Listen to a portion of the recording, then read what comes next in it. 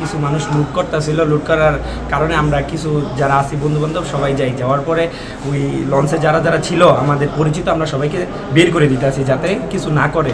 একটা পর্যায়ে দুইটা মেয়ে ছিল, দুইটা মেয়ের প্রতি কিছু উৎসব জনতা সবাই খেপে গেছে, মানে ওদের এক একজন নিয়ে যাইতে চাইতেছে, পাঁচজন 10জন বন্ধুবান্ধব, মানে ওদের চরকিশোরগঞ্জে এই জায়গায় নিয়ে যাবো।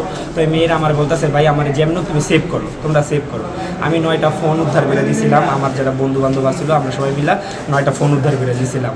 আর মেয়েরা বলতেছে ভাই তুমি আমাদের যেভাবে পারো সেভ করো। আর উৎসব জনতা এই দুইটা মেয়ের উপরেই টার্গেট ছিল, যদি ওদের বিচার না হয় তাহলে আর কি লঞ্চটা ছাড়তে দিব না। লঞ্চের দড়িটাও ওরা ধরে রাখছিল 200 মানুষ।